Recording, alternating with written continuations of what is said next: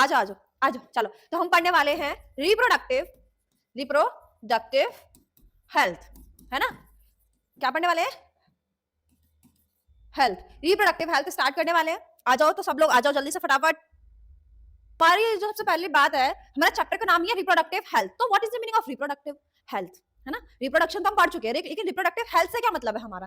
तो reproductive health का क्या मतलब है? Meaning of reproductive health according to WHO। WHO क्या है बेटा? वर्ल्ड हेल्थ ऑर्गेनाइजेशन, है ना। एक ऑर्गेनाइजेशन है वर्ल्ड लेवल पे, किस पे? वर्ल्ड लेवल पे।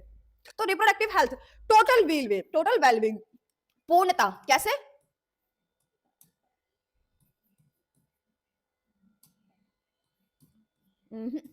मैं लगता है लिखना ही भूल जाऊंगी हिंदी। पूर्णता, है ना। टोटल वेलबींग, प्रॉपर तरीके से total wellbeing in physically, emotionally, behaviourally and socially, इन चारों एस्पेक्ट्स में हमें टोटल वेलबींग, पूर्णता, पूर्ण रूप से हमें स्वस्थ होना है, तो हम रिप्रोडक्टिवली हेल्दी हैं। तो what is the meaning of reproductively healthy? Total wellbeing about क्या? Socially, behaviourally and emotionally and क्या रह गया हमारा? फिजिकली, है ना। इन चार एस्पेक्ट में अगर हम हेल्दी हैं तो हम हेल्दी हैं। अब हेल्दी का मतलब ये नहीं है कि हमें कोई डिजीज नहीं है, कोई बीमारी नहीं है तो हम हेल्दी है, नॉट लाइक दैट, है ना। Not absence of disease is not called कि हम हेल्दी है, not just absence of disease, है ना, बट नॉर्मल रिप्रोडक्टिव ऑर्गन भी हेल्दी होने चाहिए। सिर्फ ऐसा नहीं है कि हमें सर्दी नहीं है, बुखार नहीं है, जुकाम नहीं है तो हम हेल्दी, नहीं। रिप्रोडक्टिवली हम हेल्दी होने चाहिए, हम इमोशनली हेल्दी होने चाहिए, है ना, हम बिहेवियरली हम एक दूसरे से व्यवहार कर रहे हैं वो हेल्दी होना चाहिए हमारा, फिजिकली तो फिट होना ही चाहिए, है ना, और सोशली तो हम इन एस्पेक्ट में भी हेल्दी हो, तब हम हेल्दी हैं। बायो का प्री बोर्ड है मेरा, ओके कोई बात नहीं बेटा, पढ़ लो। मैम स्टार्टिंग से लेक्चर मिलेगा बेटा, स्टार्टिंग से लेक्चर, ये तो स्टार्टिंग से पढ़ा रही हूँ मैं, फर्स्ट चैप्टर से, आप देखो। गुड गुड, यस सूरज जवाब दे रहे हैं। आ जाओ। तो रिप्रोडक्टिव हेल्थ, है ना, मैंने बता दिया क्या है। अब इससे रिलेटेड प्रॉब्लम्स क्या थी और हमने क्या स्ट्रेटेजी बनाई। तो प्रॉब्लम्स क्या थी, तो स्ट्रेटेजी क्या बनी? सबसे फर्स्ट, भारत जो है, इंडिया इनिशिएट्स, भारत ने क्या किया? शुरू किया। India initiates, India among the first country, क्या थी? पहली वो कंट्री थी जिसने लॉन्च किया national program, to launch national program. Bharat एक ऐसी पहली कंट्री थी, एक पहला देश था जिसने की इसके रिगार्डिंग सबसे पहला स्टेप उठाया, सबसे पहले एक प्रोग्राम लॉन्च किया जिसका नाम था family planning program. Family planning program, Hindi में इसको बोलते हैं परिवार नियोजन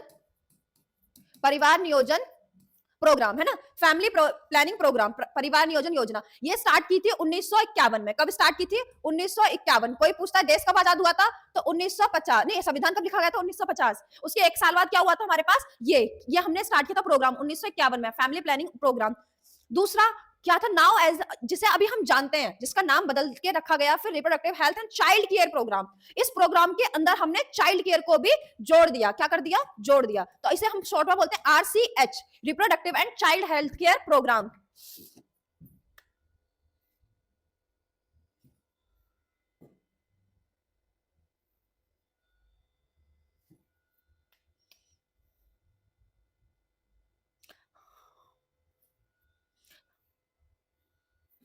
ओके बेटा, क्वेश्चन में कराऊंगी, डोंट वरी। देखो बेटा, मेंटल हेल्थ यहाँ पे नहीं जोड़ी है, ये क्यों? क्योंकि हम रिप्रोडक्टिवली हेल्थ देख रहे हैं ना, कि रिप्रोडक्शन, कि हम जो भी बेबी है, वो माँ है, वो बच्चे को जन्म देगी, है ना। तो उसके क्या है, उसकी हम क्या सिचुएशन देख रहे हैं? इमोशनली उसके अंदर जो हार्मोन्स बैलेंस हो रहे हैं, डिसबैलेंस हो रहे हैं, जितने भी इंक्रीज हो रहे हैं, डिक्रीज हो रहे हैं, रिलीज हो रहे हैं, है ना। तो हम क्या देख रहे हैं? पहले देख रहे हैं फिजिकली फिट है, कोई चोट वोट तो नहीं है, फिजिकली फिट। दूसरा क्या है? इमोशनली। दूसरा बिहेवियर, कि चिड़चिड़ापन है, कैसा है। और चौथा क्या? सोशली, समाज में कैसा बिहेवियर है। तो हम ये चार एस्पेक्ट देखते हैं किसमें? रिप्रोडक्टिवली हेल्थ में, है ना, रिप्रोडक्टिव हेल्थ। लेकिन जब मैं ह्यूमन हेल्थ एंड डिजीज पढ़ाती हूँ, उसमें पढ़ाती हूँ फिजिकल, मेंटल एंड सोशली, उसमें 3 पढ़ाते हैं, ठीक है। ये डिफरेंस है, ये ध्यान रखना। आ जाओ उधर। अब मेजर गोल्स क्या थे? Major goals of RCH, reproductive health and child care.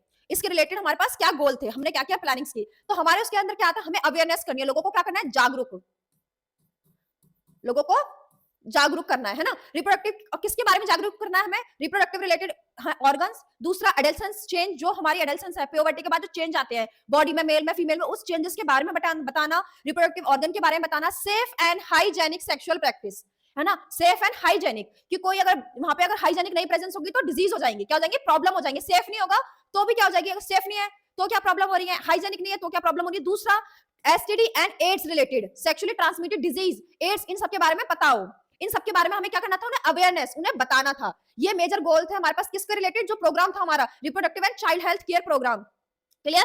इस प्रोग्राम के तहत हमें क्या करना है, अवेयरनेस देनी है लोगों को किस बारे में, रिप्रोडक्टिव ऑर्गन के बारे में, ठीक है, एडोलेंस के बारे में, तो चेंज आते हैं एडोलेंस पे। तीसरा sex, safe and sexual hygienic, क्या पढ़ रही हूँ मैं, safe and hygienic sexual practice, STD and AIDS, इन सब के बारे में। फिर उसके लिए हमारे पास फैसिलिटीज भी होनी चाहिए, है ना। हम कह रहे हैं कि इन सब के बारे में हमें पता हो, ये सब हमारे पास अवेयरनेस है, नॉलेज है, लेकिन सपोज किसी को कोई प्रॉब्लम हो जाती है ना, एकदम से सपोज कोई मेंस्ट्रुअल साइकिल रिलेटेड प्रॉब्लम है, किसी का अबॉर्शन हो गया, किसी का मिसकैरेज हो गया, किसी को कोई प्रॉब्लम है, तो ये सारी जो प्रॉब्लम जब आ रही है ना, तो ये प्रॉब्लम सॉल्व कहाँ होंगी, तो इसके लिए फैसिलिटीज भी अवेलेबल होनी चाहिए। तो क्या होनी चाहिए, okay, facilities for maternal care, माँ जो है मैटरनल माँ की केयर, चाइल्ड केयर बच्चे की केयर, इनफर्टिलिटी ट्रीटमेंट, अगर बेबी नहीं हो रहा है ना, हम कह रहे हैं ना इनफर्टाइल कपल है, मेल में प्रॉब्लम हो सकती है, फीमेल में प्रॉब्लम हो सकती है, कुछ भी प्रॉब्लम हो सकती है, एबनॉर्मल मेंस्ट्रुअल साइकिल है, नहीं हो रही है, आईवीएफ कराना, कुछ भी कराना, व्हाटएवर, है ना, तो ये सब चीजों के लिए लोग जाएंगे कहाँ, तो उनके लिए फैसिलिटीज भी होनी चाहिए, है ना। इनफर्टिलिटी ट्रीटमेंट, कॉन्ट्रासेप्शन भी अवेलेबल होने चाहिए, जैसे किसी को 2 से ज्यादा बच्चे नहीं चाहिए, 4 से ज्यादा नहीं चाहिए, 3 से ज्यादा नहीं चाहिए, किसी को एक ही बेबी चाहिए, तो क्या होना चाहिए, कॉन्ट्रासेप्शन भी अवेलेबल होने चाहिए, ये सब। World socially and responsible healthy society, अब ये सारी चीजें मिलकर क्या बनाती है, कि रिप्रोडक्टिवली हेल्थी सोसाइटी बनाती है। क्या बनाती है, एक तो इनके बारे में अवेयरनेस हो, दूसरा इनको ये सारी फैसिलिटीज मिले, सोसाइटी में अवेलेबल हो, तो ये क्या बनाती है, रिप्रोडक्टिवली हेल्थी सोसाइटी बनाती है। आ जाओ बच्चे, पता नहीं क्या चैट कर रहे हैं। हाँ बेटा, नोट्स मिल जाएंगे, सॉरी है, मैंने आपको दिया नहीं होगा प्रीवियस क्लास के। रोल ऑफ एजुकेशन, हम कह सकते हैं रोल ऑफ एजुकेशन, या फिर हम कह सकते हैं हमने कैसे अवेयरनेस दी, है ना, रोल ऑफ एजुकेशन के, हमने एजुकेशन के माध्यम से कि हमने लोगों को अवेयर कैसे किया, ऑडियो गा गा के, सुना के, विजुअल हमने नुक्कड़ नाटक दिखाए टीवीज पे, बैनर्स में, पोस्टर्स में, है ना, audio, visual media and print media, audio visual and print media, इन 3 माध्यमों से हमने लोगों को क्या किया, अवेयर किया, बताया। ये बात कब की है बेटा, ये 1951 की बात है, जब फैमिली प्लानिंग प्रोग्राम शुरू किया था, जिसका नाम बाद में क्या रखा गया, reproductive and child health care, है ना, आरसीएच रखा गया। तो उस टाइम की बात है, तो सबके पास ना तो सोशल मीडिया इतना कुछ था, ना फोन थे, कुछ नहीं थे, तो हम banners, posters, audio visual media, नुक्कड़ नाटक, इन्हीं सब के थ्रू लोगों को अवेयर कर रहे थे, है ना। फिर एजुकेशन, पेरेंट्स बच्चों को बताए, टीचर्स बच्चों को बताएं, है ना, फ्रेंड्स, रिलेटिव्स, यहाँ पे रिलेटिव्स नहीं लिखा था इसलिए मैंने लिखा रिलेटिव्स, ये सब भी बताएं, लोगों को अवेयर कराएं, है ना। अब स्कूल में सेक्स एजुकेशन के बारे में बताना शुरू हो चुका था, जैसे अभी तुम लोग जानते हो रिप्रोडक्शन के बारे में, 8th क्लास से पढ़ते हो, 8th में पढ़ते हो, 10th में पढ़ते हो, 12th में पढ़ते हो, लगातार 8 से पढ़ते आ रहे हो, है ना। फिर prevent means conceptions, promote healthy behaviour, तो ये सब स्टार्ट किया गया, है ना, एजुकेशन के माध्यम से।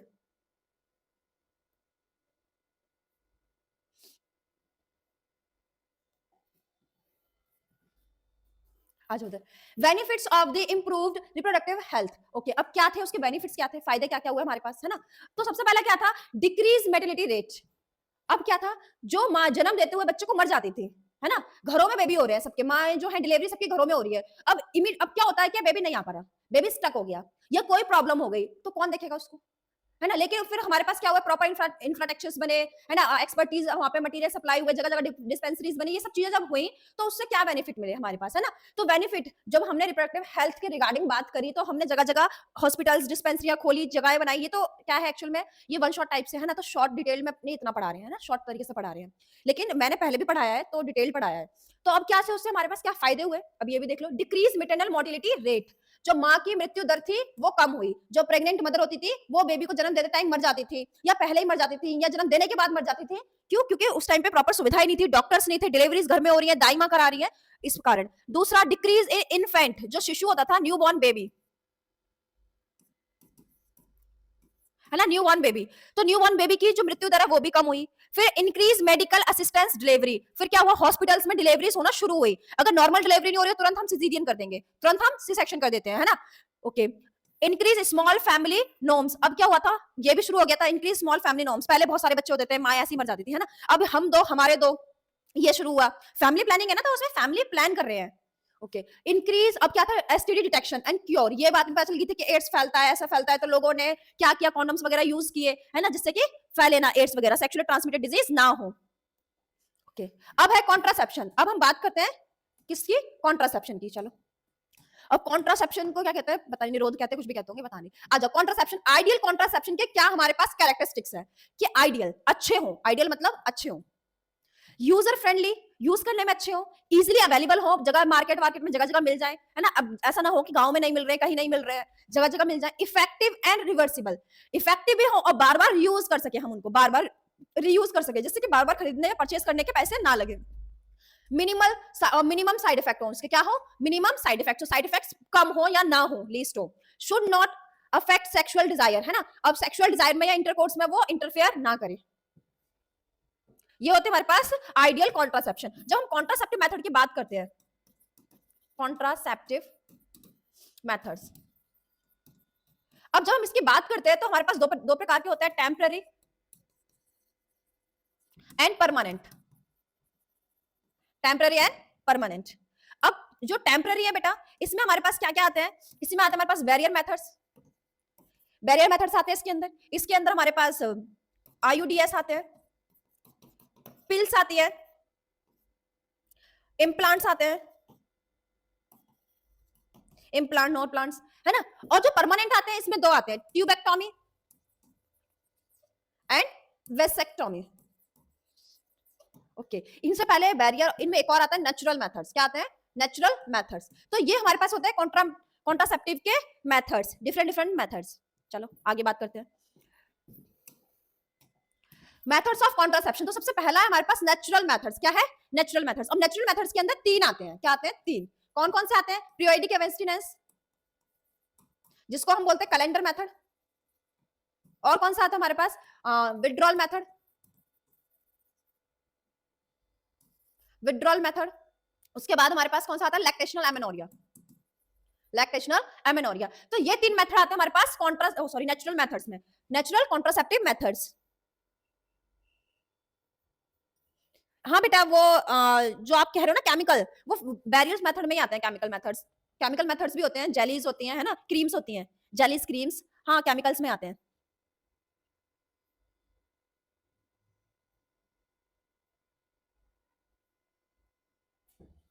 आ जाओ उधर, चलो। अच्छा यहाँ पे लिखे हुए हैं। अब ये जो नेचुरल मेथड होते हैं ना बेटा, इनकी एक चीज और जान लो, चलो पढ़ाती हूँ मैं। अब ये क्या करते हैं, ये रोक, अब इसमें सबसे पहला है पीरियोडिक एब्स्टिनेंस मेथड। कौन सा है, पीरियोडिक एब्स्टिनेंस। दूसरा withdrawal method, coitus interruptus method. तीसरा लैक्टेशनल एमेनोरिया। तीन मेथड दे रखे हैं। नेचुरल मेथड में क्या होता है, avoid coitus from 10 to 17 days of fertile period, इसको फर्टाइल पीरियड कहते हैं। क्या होता है इसके अंदर, पीरियोडिक मेथड 10 से 17, है ना, लगभग 7 दिन हम क्या करते हैं, अवॉइड करते हैं इंटरकोर्स, इंटरकोर्स अवॉइड करते हैं। क्यों करते हैं, अब जैसे सपोज लेट 28 डेज या 28-9, मतलब ये हमारे पास मेंस्ट्रुअल साइकिल है 28 दिन की या 29 दिन की, है ना। अब इसमें क्या होता है, मिड में 14th डे हमारे पास होता है ओव्यूलेशन। क्या होता है, ओव्यूलेशन, 14th डे ओव्यूलेशन होता है। अब सपोज क्या हुआ, 28 दिन की साइकिल है, ओव्यूलेशन क्या हुआ, अगर 28 दिन की ना हो, 29 दिन की होगी साइकिल, ओव्यूलेशन एक दिन लेट हो गया। क्या हो गया, एक दिन लेट हो गया। यहाँ पे 15 को हो गया ओव्यूलेशन, यहाँ पे 15 को हो गया ओव्यूलेशन, है ना। या फिर हमारे पास एक दिन पहले हो गया, 13 तारीख को हो गया ओव्यूलेशन, 13 को हो गया ओव्यूलेशन। अब क्या होता है, लाइफ स्पान की जब हम बात करते हैं, लाइफ स्पान ऑफ स्पर्म या फिर ओवम, तो स्पर्म क्या कितना है, 3 डेज इनसाइड यूट्रस। कितना है, 3 डेज यूट्रस में, है ना। और ओवम का 1 डे। ये लाइफ स्पान है, ये आपको बात ध्यान रखनी है, 3 डेज एंड 1 डेज। अब क्या होता है हमारे पास, अगर हमारे पास कृष्णा, अब इंटरकोर्स किसी ने हमारे पास 10वें दिन किया, किसने किया, 10वें दिन, तो 10वें दिन का किया, तो यहां से स्पर्म्स जो है उनका लाइफ स्पान क्या है, 3 डेज। कितना है, 3 डेज। अगर ओव्यूलेशन 13th डे होता है तो यहां से ओवम आएगा और यहां से स्पर्म जा रहे हैं, ये मिल जाएंगे, क्या हो जाएगा यहाँ पे, फर्टिलाइजेशन। क्या हो जाएगा, फर्टिलाइजेशन। और फर्टिलाइजेशन हो जाएगा, फिर क्या हो जाएगा, प्रेगनेंसी हो जाएगी। क्या हो जाएगी, प्रेगनेंसी, है ना। अगर 11वें दिन इंटरकोर्स होता है तो भी जाके ओव्यूलेशन हो जाएगा। अगर 12th डे होता है, 12th डे हमारे पास इंटरकोर्स होता है तो भी जाके ओव्यूलेशन हो जाएगा। क्यों हो जाएगा, क्योंकि 3 दिन क्या है हमारे पास, लाइफ स्पान है स्पर्म का, 3 दिन स्पर्म बॉडी के अंदर रहते हैं, है ना, तो उसको फर्टिलाइज कर देंगे। तो यहां से हम 10वें दिन से अवॉइड करते हैं। अब क्या होता है, सपोज ओव्यूलेशन 14th डे हुआ, है ना, और किसी ने इंटरकोर्स किया 15 डे, कब किया, 15वें दिन किया, 15 दिन किया, है ना, 15वें दिन किया किसी ने इंटरकोर्स, तो ओवम का लाइफ स्पान भी है ना 1 डे, ओवम भी रह सकता है 1 डे, तो यहाँ पे अगेन फर्टिलाइजेशन हो जाएगा। सपोज 16th डे किसी ने इंटरकोर्स किया, है ना, लेकिन सपोज कि हमारे पास ओव्यूलेशन 15वें दिन हुआ था, तो फिर हमारे पास क्या हो जाएगा, फर्टिलाइजेशन हो जाएगा। क्या हो जाएगा, फर्टिलाइजेशन, क्योंकि 1 डे क्या है, ओवम का लाइफ स्पान है। सेम ईयर अगर 17वें दिन कोई करता है और ओवम 15 दिन अगर ओव्यूलेशन हुआ है, क्या हुआ है 15th डे ओव्यूलेशन हुआ है, तो ओवम क्या है एक दिन रहेगा, 16 मतलब डे रहेगा, 16th डे रहेगा, फिर अगेन हमारे पास क्या हो जाएगा, ओव्यूलेशन हो जाएगा। पीरियोडिक मेथड में क्या करते हैं हम, 10 से लेके 17वें दिन तक, है ना, लगभग 7 दिन हम क्या करते हैं, अवॉइड करते हैं। क्या अवॉइड करते हैं, इंटरकोर्स या क्वाइटस अवॉइड करते हैं। ओके बेटा प्रीति, मैं देखती हूँ आपके बैच में, ठीक है। लास्ट वीडियो कल मतलब आपको फ्राइडे वो जब भी मैंने आपको कराया था लास्ट वीडियो नहीं मिली है ना आपको, मैं देखती हूँ, ठीक है। क्लियर है बेटा, ये समझ आया इतना? यस बेटा यति यस। चलो अब नेक्स्ट मेथड क्या है हमारे पास, विड्रॉल मेथड। क्या है, विड्रॉल मेथड। इसके अंदर हम क्या करते हैं, इस विड्रॉल मेथड के अंदर क्या होता है, जब सीमन रिलीज होने वाला होता है, इजैकुलेशन होने वाला होता है, इजैकुलेशन होने से पहले, बिफोर इजैकुलेशन, हम क्या करते हैं, पेनिस को बाहर कर लेते हैं, ठीक है, वेजाइना से पेनिस को आउट कर देते हैं, बाहर कर देते हैं बिफोर इजैकुलेशन, तो इजैकुलेशन बाहर हो जाता है, इसको हम बोलते हैं विड्रॉल मेथड या क्वाइटस इंटरप्टस मेथड। क्या होता है इसके अंदर, ड्यूरिंग इंटरकोर्स जब इजैकुलेशन होने वाला होता है, सीमन रिलीज होने वाला होता है, सीमन हम अंदर ना करके उसको बाहर रिलीज कर देते हैं, इसको हम बोलते हैं withdrawal method, coitus interruptus method. अब है हमारे पास लैक्टेशनल एमेनोरिया। इसमें क्या होता है, ये 6 महीने का पीरियड होता है जब माँ अपने बच्चे को दूध पिलाती है आफ्टर डिलीवरी, है ना, तो उस 6 महीने के टाइम पे हमारे पास क्या होता है, मेंस्ट्रुअल साइकिल रुक जाती है, पीरियड्स नहीं आते हैं, तो उस टाइम पे मेंस्ट्रुअल साइकिल रुक गई है, अगर वहां पे जब ओवम ही नहीं आएगा तो स्पर्म किससे फर्टिलाइज करेगा, करेगा ही नहीं, मेंस्ट्रुअल साइकिल ही नहीं चल रही है ना, तो वो भी हमारे पास किसमें काउंट किया जाता है, नेचुरल कॉन्ट्रासेप्टिव मेथड में काउंट किया जाता है। तो effective up to 6 month post, है ना, पार्टनम या पोस्ट डिलीवरी होती है ना, only if a mother is exclusively breast feeding, जो मदर है वो क्या कर रही है, ब्रेस्ट फीडिंग कर रही है उस टाइम पे, है ना। अब ये जो बात लिखी गई है कि no side effect but high chance of failure, तो ये सबके लिए कही गई है, नेचुरल मेथड्स के लिए, है ना, वो पीरियोडिक एब्स्टिनेंस के लिए भी कही गई है, विड्रॉल एंड लैक्टेशनल एमेनोरिया के लिए भी कही गई, सबके लिए कही गई है, खासकर विड्रॉल मेथड के लिए कही गई है कि क्या होता है हमारे पास, no side effect, natural methods के कोई साइड इफेक्ट नहीं है, तुम्हें कोई खुजली खाज या उल्टियां या वॉमिटिंग या तुम्हें कोई प्रॉब्लम नहीं आएगी, ना तुम्हें किसी प्रकार का कैंसर होने वाला है, ना कुछ होने वाली है, ना हमारे पास जो मतलब ऐसी ब्लीडिंग भी हो जाती है ना, हमारे पास रुकती नहीं है ना, ये सब इस टाइप से कोई प्रॉब्लम नहीं होने वाली है तुम्हें, ना यूट्रस में ना कहीं, बट इनके क्या है, हाई चांस ऑफ फेलियर, है ना, फेलियर ज्यादा, ये बेटा नो साइड इफेक्ट, ये तो अच्छी चीज ही है, नहीं तो इससे ब्रीस्ट कैंसर और irregular bleeding, abnormal menstrual cycle, nausea, vomiting और यूट्राइन कैंसर, सिस्ट कैंसर, पता नहीं कितने प्रकार की चीजें हो जाती हैं बेटा। सेक्सुअली ट्रांसमिटेड डिजीज एसटीडी, उसका रिस्क तो होगा ही ना, अगर तुम बॉडी फ्लूइड से कांटेक्ट करोगे, सेक्सुअली इंटरकोर्स करोगे, किसी को एचआईवी और कोई कर रहा है तो फैलेगा, उसमें थोड़ी मना है, ये तो इसलिए कहे है ना, कॉन्ट्रासेप्टिव मेथड का मतलब क्या है कि प्रेगनेंसी ना हो।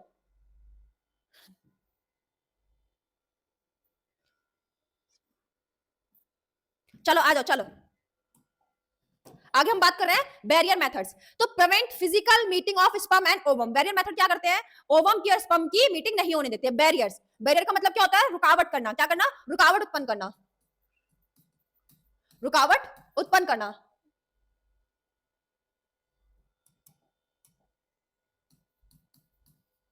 रुकावट उत्पन्न करना, है ना, बैरियर्स मेथड, बैरियर आ जाना। तो क्या है हमारे पास, यहां से स्पर्म जा रहे हैं, यहां से क्या ओवम आ रहा है, लेकिन बीच में क्या आ गया, बैरियर्स, तो इसको हम बोल रहे हैं बैरियर मेथड्स। अब इसके अंदर क्या होता है हमारे पास, जैसे सपोज ये पेनिस है, ये पेनिस है ना, अब यहां से सीमन रिलीज होने वाला था, लेकिन हमारे पास क्या है, बैरियर आ गया, इसलिए ऐसे कॉन्डोम्स होते हैं हमारे पास, क्या होते हैं, कॉन्डोम्स, मेल के लिए, है ना, तो ये सीमन यही रह गया, ये फीमेल ट्रैक में नहीं गया, कहां नहीं गया, फीमेल रिप्रोडक्टिव ट्रैक में नहीं गया, तो बैरियर आ गया हमारे पास, क्या आ गया, बैरियर आ गया। आ जाओ, तो बैरियर मेथड्स में क्या क्या चीजें आती है, ये भी पढ़ लो एक बार। मेल के लिए कॉन्डोम्स और फीमेल के लिए भी कॉन्डोम्स, दोनों के लिए अवेलेबल है, मेल के लिए कॉन्डोम, फीमेल के लिए फेमिडोम नाम से आते हैं, है ना, ये एनसीईआरटी की लाइन है कि condom available for both male and female. Condom कह सकते हैं थिन होते हैं, रबड़ के होते हैं, लेटेक्स शीट होती है। प्रिवेंट एसटीडी, ये बात आपको ध्यान रखनी है, एसटीआई एसटीडी ये एक लौती बात है कि कॉन्डोम्स प्रिवेंट करते हैं, ओनली कॉन्डोम्स क्या है, वो प्रिवेंट करते हैं एसटीडी से, एसटीआई से, इन सब से, ठीक है, sexually transmitted infection, sexually transmitted disease, AIDS वगैरह से, एचआईवी, हेपेटाइटिस बी, इन सब से। दूसरा डिस्पोजेबल होते हैं, एक बार यूज करने के बाद उनको फेंक दिया जाता है, क्या कर दिया जाता है, फेंक दिया जाता है, नॉट रीयूजेबल। सर्वाइकल कैप्स और वर्ड्स भी आते हैं, ये सर्विक्स पे लगाई जाती है, कहां लगाई जाती है सर्वाइकल कैप्स, ये हमारे पास यूट्रस है, यूट्रस है यहाँ पे सर्विक्स होती है, तो ऐसे सर्वाइकल कैप्स होती है जो कवर करती हैं किसको, सर्विक्स को, कवर सर्विक्स यूज्ड विद देखो ये जो बात कर रहे थे, सर्विक्स पे यूज करते हैं, और स्पर्मिसाइडल क्रीम्स आती हैं, जेलीज आती हैं, ये है हमारे पास केमिकल मेथड्स। ठीक है, स्पर्मिसाइडल क्रीम्स जो क्या करते हैं, स्पर्म्स को खत्म कर देती है, क्रीम्स आती हैं, जेलीज आती हैं, ये केमिकल मेथड्स हैं।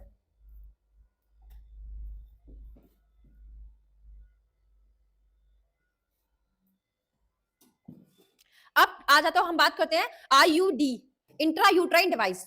इंट्रा यूट्राइन डिवाइस है ना, तो ये आईयूडी एनसीईआरटी में लिखा है कि ये मोस्ट एक्सेप्टेबल मेथड है।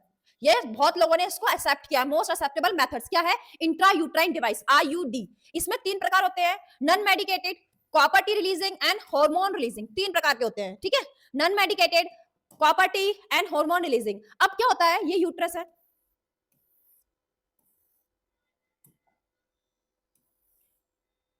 ये यूट्रस है ना। अब हमारे पास जो सबसे पहला है, इसकी फुल फॉर्म क्या है, intra uterine device. Intra uterine device. अब क्या होता है, सबसे पहले है नॉन मेडिकेटेड, इस पे कुछ नहीं लगा होता। तो क्या होता है मैम, इसमें कुछ नहीं लगा होता, सिर्फ नॉन मेडिकेटेड होती हैं, और इस प्रकार से हमारे पास यूट्रस में इंसर्ट की जाती है ना। इस पे कॉपर है ना, इस पे हार्मोन है, कुछ नहीं है, सिर्फ इस प्रकार से ये क्या है हमारे पास, लूप्स है, लिपस लूप्स कहते हैं इनको। क्या कहते हैं, लिपस लूप्स, लूप्स है, इस प्रकार के होते हैं।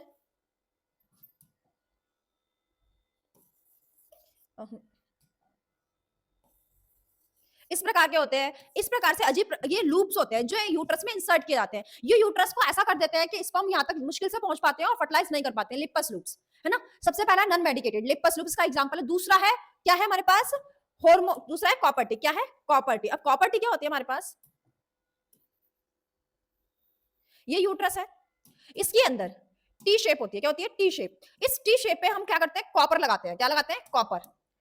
कॉपर, ये कॉपर हम इस पे लगाते हैं, कॉपर लोड लोड करते हैं इस पे, कॉपर हमने लोड की। अब क्या होती है, 50 microgram per day, 50 microgram per day के अकॉर्डिंग हम कॉपर उस पर लगाते हैं कि आपको 5 साल के लिए चाहिए, 1 साल के लिए चाहिए, 2 साल के लिए चाहिए, कुछ महीनों के लिए चाहिए, वो इस अकॉर्डिंग 50 माइक्रोग्राम पर डे के अकॉर्डिंग हम टी शेप होती है उस पर कॉपर लगाते हैं, चढ़ाते हैं, है ना। अब ये क्या करते हैं, यहाँ से ये कॉपर आयन रिलीज होते हैं, ये कॉपर आयन यहाँ से आते हुए स्पर्म्स जो है उनकी जो मोटिलिटी है उसको सप्रेस कर देते हैं। स्पर्म्स जो तेजी से भगते हुए आ रहे थे उनको इन्होंने स्लो कर दिया, कॉपर आयंस ने, ठीक है, क्या कर दिया, स्लो कर दिया। और जैसे स्लो हुए, और हमारे पास क्या होते हैं, यूट्रस में मैक्रोफेज सेल्स होती है, वो उसको पकड़ पकड़ के फिर खा जाती है। एक और क्या होता है, ये जो है कॉपर आयंस, ये जो स्पर्म्स के यहाँ पे एंटी फर्टिलाइजिंग ये प्रोटीन वगैरह होती है, इन सबको भी खराब कर देती है। तो स्पर्म्स अगर पहुंच भी जाए ओवम तक, तो ओवम तो फर्टिलाइज नहीं कर पाए। क्यों, क्योंकि वो फर्टिलाइजिंग जो हमारे पास प्रोटीन्स होती है उनको भी वो खराब कर देते हैं। तो ये काम होता है कॉपर का, है ना। ये कॉपर टी, कॉपर 7 मल्टीलोडेड 375 275 इस प्रकार से आती है मार्केट में कॉपर टी। कॉपर आयन क्या करते हैं, suppress sperm motility and fertilizing capacity, fertilization करने की कैपेसिटी को भी खराब कर देते हैं। अब उसके बाद आता है hormone releasing intra uterine device. अब हार्मोन रिलीजिंग में क्या होता है बेटा, इसके अंदर भी टी होती है। क्या होती है, टी। लेकिन इस टी के अंदर कुछ भरा होता है, ऐसी ये टी है, इस टी के अंदर हमारे पास क्या होता है, हार्मोन होता है। इस टी के अंदर हार्मोन होता है ना। और यहाँ पे कोई भी कॉपर टी हो या हार्मोन रिलीजिंग हो, ये थ्रेड होता है। इंसर्ट करते हैं जब निकालना होता है तो ये थ्रेड हम लगाते हैं, ऐसे यहाँ पे ये थ्रेड लगा होता है, इसमें भी दिखा रखा है इमेज में, है ना। अब यहाँ पे क्या होता है, इसके अंदर हार्मोन भरा होता है। हार्मोन, हार्मोन क्या होगा, या तो एस्ट्रोजन, एस्ट्रोजन प्लस प्रोजेस्टेरोन होगा, या फिर हमारे पास ओनली प्रोजेस्टेरोन होगा। क्या होगा, प्रोजेस्टेरोन होगा, या तो सिर्फ प्रोजेस्टेरोन होगा या एस्ट्रोजन प्रोजेस्टेरोन दोनों कॉम्बिनेशन में होंगे, है ना। ये होते हैं। अब ये क्या करते हैं, यूट्रस को सर्विक्स को हॉस्टाइल कर देते हैं। इसका नाम है LNG-20 या प्रोजेस्टा सर्ट। एग्जांपल क्या है, ये एग्जांपल है, ये भी एग्जांपल्स है ना। LNG-20 या प्रोजेस्टा सर्ट, ये क्या करते हैं, make uterus unsuitable for implantation, है ना। ये इम्प्लांटेशन के लिए, इम्प्लांटेशन क्या होता है, ब्लास्टोसिस्ट का एंडोमेट्रियम से अटैच्ड हो जाना, इम्प्लांटेशन। तो ये इम्प्लांटेशन के लिए भी अनसुटेबल कर देते हैं। दूसरा, सर्विक्स को हॉस्टाइल कर देते हैं। क्या करते हैं हमारे पास, यहाँ से इनके अंदर हार्मोन होता है ना। अब ये पूरी मैकेनिज्म तो मैंने डिटेल्ड कराई है बेटा, यूट्यूब पे भी है, वहां से आप देख सकते हैं, और बाकी मेरे पुराने बच्चों को पता होगी, है ना। अब क्या होता है, यहाँ पे जो प्रोजेस्टेरोन हार्मोन है, ये सर्विक्स को यहाँ पे म्यूकस की प्लकिंग कर देता है, यहाँ पे म्यूकस की प्लकिंग कर देता है। तो जो सर्विक्स है वो हॉस्टाइल हो जाती है, स्पर्म्स की एंट्री नहीं देती है यहाँ पे, ऐसा करके टाइट म्यूकस की प्लकिंग हो जाती है, तो यहाँ से स्पर्म्स ही नहीं जाते हैं। और क्या होता है, ये जो है अनसुटेबल बना देती है फॉर इम्प्लांटेशन। ये इतना याद रखो, नहीं तो इसकी डिटेल्ड मैकेनिज्म है जो कि नीट के लेवल पर कराई जाती है, तुम्हारे लिए इतनी जरूरी नहीं है। तुम्हें बस ये 2 बातें याद रखनी जो जो इस स्लाइड पे लिखा है। डन। ये इमेज दे रखी है एनसीईआरटी में कॉपर टी की, ये टी है, इस पे कॉपर लगा हुआ है और ये थ्रेड है। डन, क्लियर है, क्लियर है बेटा इतना इतना क्लियर है। फिर हम आगे बढ़ते हैं, क्लियर। ऐसे ना खुशी वाली इमोजी के साथ बताओ ना, क्लियर है ऐसे कैसे बता रहे हो तुम, रूखा सूखा गधेड़े ना, तो अच्छे से बताओ। कोई दिल भेजे, कोई कोई स्माइल भेजे, है ना, कोई फूल भेजे।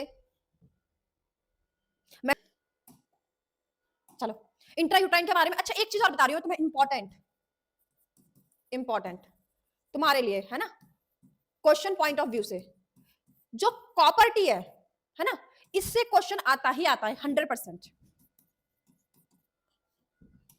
आयुडी आयुडी बेटा, इससे क्वेश्चन आएगा ही आएगा, 100% है, क्वेश्चन आएगा ही आएगा। और उसमें भी 100% मतलब श्योरिटी ये है कि कॉपर टी से क्वेश्चन आता ही आता है, कॉपर टी से रिलेटेड क्वेश्चन आता ही आता है। यस बेटा मैं समझ गई, गुड गुड। मैं what's your YouTube channel name, मेरे चैनल का नाम है Munil sir biology class for class 11th and 12th, for class 11th and 12th, 11वीं 12वीं, ठीक है। ये है यूट्यूब चैनल, सर्च कर लेना, देख लेना, ठीक है। खुश?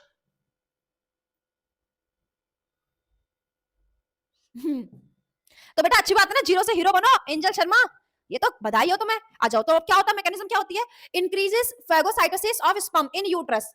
दूसरा ये किसके लिए है, ये लिपस लूप्स के लिए है। लिपस लूप्स क्या करते हैं, कॉपर आयन रिड्यूस करते हैं स्पर्म मोटिलिटी, और क्या है, प्रिवेंट फर्टिलाइजेशन कैविटी। ये सब, ये दोनों किसके लिए, कॉपर टी के लिए। हार्मोन रिलीजन, प्रिवेंट इम्प्लांटेशन, और सर्विक्स होस्टाइल बना देते हैं। चलो मैंने बता दिया है। अब क्या है एडवांटेजेस, क्या है, हाईली इफेक्टिव, ये IUDS जो है बेटा ये हाईली इफेक्टिव है, प्रॉपर काम करते हैं, इसके फेलियर के चांस ना के बराबर है, नील। लॉन्ग टर्म एंड रिवर्सिबल, क्या है, लॉन्ग टर्म यूज कर सकते हैं, रिवर्सिबल है। Ideal for women wanting space between two child, अगर किसी माँ को दो बच्चों के बीच में गैप देना है, 2 साल 3 साल 5 साल, तो वो ये लगा सकता है, IUDS यूज कर सकता है। नेक्स्ट ओरल कॉन्ट्रासेप्टिव पिल्स, है ना बेटा, ओरल गोलियां है, क्या है, गोलियां, गोलियां खाने वाली गोलियां। अब क्या होता है इसमें हमारे पास, ये जो गोलियां हैं, या तो इसमें सिर्फ प्रोजेस्टेरॉन हार्मोन होगा ओनली, या फिर प्रोजेस्टेरॉन एस्ट्रोजन दोनों कॉम्बिनेशन में होंगे। क्या होंगे, कॉम्बिनेशन में होंगे इन गोलियों के अंदर कंबाइन, या तो ओनली प्रोजेस्टेरॉन होगा या प्रोजेस्टेरॉन एस्ट्रोजन दोनों कंबाइंड फॉर्म में होंगे। अब ये जो गोलियां होती थी बेटा, लगातार 21 दिन तक खाई जाती थी, फीमेल को खानी होती थी। किसको खानी होती थी, फीमेल को, फीमेल को इनटेक करनी होती थी।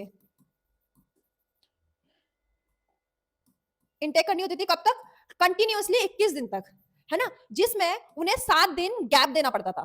21 दिन के बाद 7 दिन गैप देना पड़ता था, है ना, लगातार ही खाते थे। अब ये क्या करते थे, इनिबिट, ओव्यूलेशन को इनिबिट करते थे, इम्प्लांटेशन को इनिबिट करते थे। और ये मैं ना, ये जो है ओरल पिल्स वाला, कॉन्ट्रासेप्टिव ओरल पिल्स वाला बेटा, ये मैंने डिटेल कराया है, मैंने कोर्स में भी कराया है। अभी तुम्हारे लिए नीड नहीं है, वो उस टाइम पे जरूरत होती है जब हम नीट के लिए पढ़ते हैं, जब डिटेल हमें उस टाइम पे जानना होता है। यूट्यूब पे भी है, और मेरे जो पुराने बच्चे उन्होंने पढ़ा भी है। मैं अभी इतना ही बता रही हूँ, आप इतना ही जानो, ठीक है। क्या है हमारे पास, ओरल कॉन्ट्रासेप्टिव पिल्स में गोलियां आती हैं, 21 दिन तक खानी होती है लगातार, बीच में 7 दिन गैप करना होता है, फिर लगातार 21 दिन तक खानी है, फिर गैप करना, फिर लगातार 21 दिन तक खानी है। ऐसे जब तक तुम खाओगे, जितने महीने जितने साल, उतना क्या होगा, उतने टाइम तक तुम्हारी क्या होगी, प्रेगनेंसी रुकी रहेगी, प्रेग्नेंट नहीं होगे तुम। डन, इतनी बात समझ आ रही है, ये तुम्हें इतना याद ध्यान रखना है। और उन गोलियों के अंदर क्या होता है, या तो सिर्फ प्रोजेस्टेरॉन होगा या फिर प्रोजेस्टेरॉन प्लस एस्ट्रोजन होगा। अब उनकी मैकेनिज्म मैंने पहले कराई थी डिटेल में। अब सहेली क्या है, एक नॉन स्टेरॉइडल ड्रग है। क्या है, नॉन स्टेरॉइडल ड्रग, ये अलग है, इसको ध्यान रखना, है ना। क्या है, नॉन स्टेरॉइडल ड्रग, इसके क्या थे, कोई स्टेरॉइडल नहीं था, कोई हार्मोन नहीं था, कोई साइड इफेक्ट नहीं होते थे, बहुत अच्छी थी। वंस इन अ वीक, कब लेते थे, एक हफ्ते में एक बार ही लेते थे, वंस इन अ वीक। क्या करते थे, डेवलप्ड इन इंडिया, भारत में डेवलप की गई थी, लखनऊ में, ठीक है। वेरी फ्यू साइड इफेक्ट, बहुत कम ही साइड इफेक्ट थे सहेली, ये बात आप ध्यान रखना।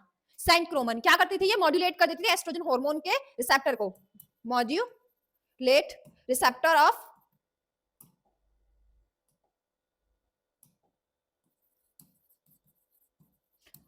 एस्ट्रोजन हार्मोन इन यूट्रस, ठीक है। ये बातें आपको ध्यान रखनी है। नेक्स्ट इंजेक्टेबल्स, इंजेक्टेबल्स इम्प्लांट्स, जो इंजेक्शन के फॉर्म में लेते हैं हम, यहाँ पे आर्म्स में इंजेक्ट कराते हैं वो। तो क्या होता है हमारे पास, प्रोजेस्टेरॉन, इनके अंदर भी क्या होता है, प्रोजेस्टेरॉन। इसकी मैकेनिज्म है कि बॉडी में प्रोजेस्टेरॉन कैसे काम करता है ना। हम आर्टिफिशियली अगर बढ़ा लेते हैं तो क्या होता है, उसी पे बेस्ड है पिल्स, उसी पे बेस्ड है हार्मोनल कंटेनिंग इंट्रायूट्राइन डिवाइस, उसी पे नॉर प्लांट, इम्प्लांट, इंजेक्शन, ये सब उसी पे वो है, मैकेनिज्म पे डिपेंड करते हैं, है ना, उसी पे बेस्ड है। तो क्या होता है, प्रोजेस्टेरॉन अलोन होता है या एस्ट्रोजन प्रोजेस्टेरॉन क्या होंगे, कॉम्बिनेशन में होंगे, oestrogen plus progesterone combined form में होंगे। लॉन्ग टर्म एक्शन होता है इनका, सिमिलर मैकेनिज्म होती है टू पिल्स। ओके, अब हमारे पास क्या है, इमरजेंसी कॉन्ट्रासेप्टिव। बेटा ये सिलिका के 6 कैप्सूल्स होते हैं, मैं बता देती हूँ। सिलिका के 6 हमारे पास ऐसे कैप्सूल्स होते हैं। इसको लेफ्ट अपर, यहाँ पे लेफ्ट अपर आर्म में हम लगाते हैं, सब डर्मल रीजन में, यहाँ पे इंजेक्ट कराते हैं और इनके अंदर हार्मोन होते हैं, वो धीरे धीरे रिलीज होते रहते हैं बॉडी के अंदर, ठीक है, और वो कॉन्ट्रासेप्टिव इफेक्ट दिखाते हैं। डन, आ जाओ। अब हम बात करते हैं इमरजेंसी कॉन्ट्रासेप्टिव।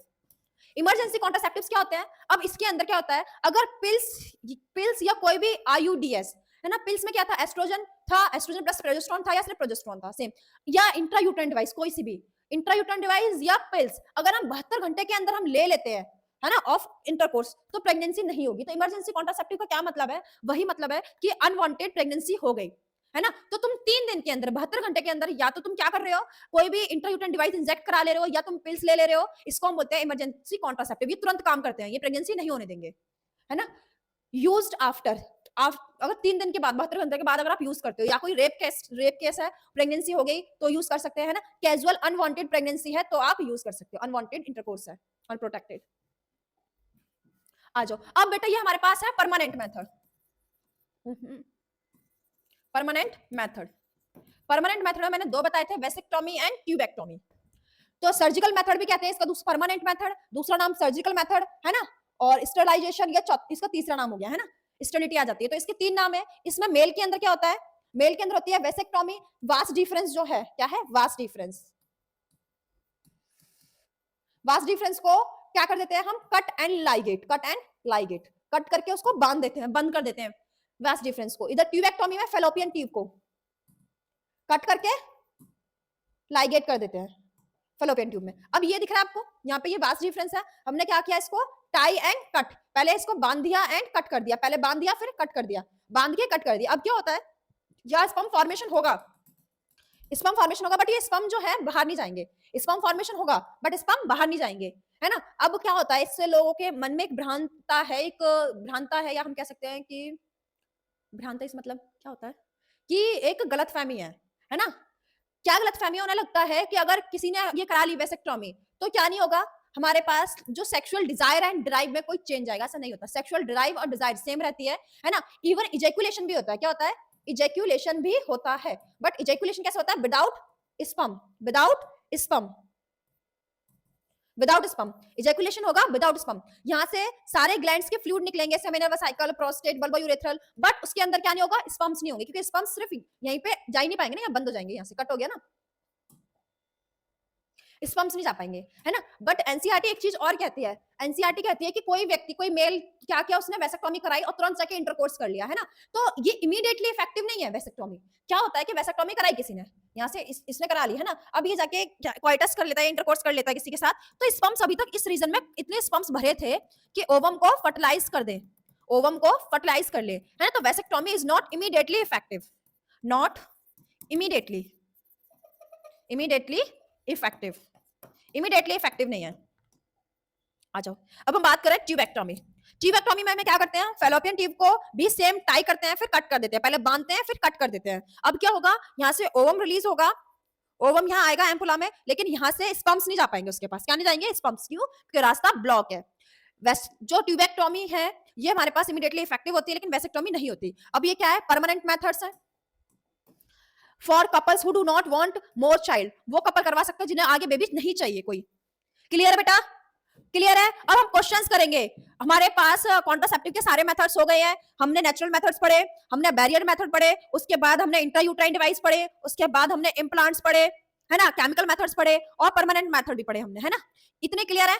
अब हम क्वेश्चंस करेंगे, मुझे एग्जाम्पल दे देंगे सारे लोग, एग्जाम्पल्स, कृष्णा मुझे सब बता देंगे कि क्लियर है, इट्स ऑल क्लियर।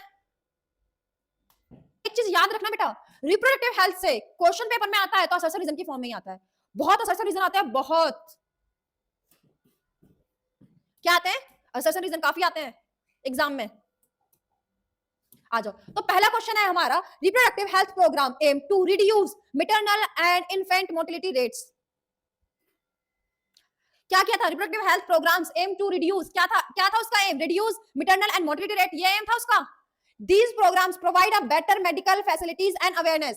रीजन तो ठीक है, लेकिन हमारे पास क्या है? एम उसका रिड्यूस करना, मैटरनल एंड मोर्टेलिटी रेट नहीं था, क्या था? Create awareness. और ये भी था वैसे, केयर था, केयर, रिड्यूस नहीं था, केयर था, maternal infant care, maternal care, है ना? असर्शन ठीक नहीं है। एम था, क्या था aim? Create awareness about reproductive health, reproductive organs. बच्चे ए बोल रहे हैं, answer is A, answer is A तो नहीं है। assertion is not true, correct explanation। एक second. Reproductive health program aim to reduce maternal and infant mortality rate, उसने reduce की तो थी, but and because these reduce programs better medical facilities. Answer तो A आ गया इसका, क्या आएगा? ए, ठीक है, चलो ए ही आएगा, ए ही आएगा बेटा।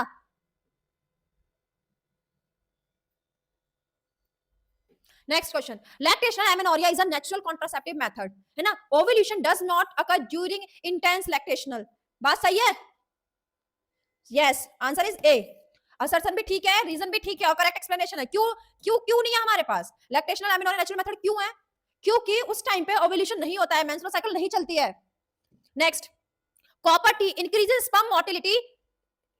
अब यहां देखो क्या लिखा है, copper T increases sperm motility, no, गलत। Reduce sperm motility, copper ion suppress sperm activity, yes. तो असर्शन तो गलत है, रीजन करेक्ट है।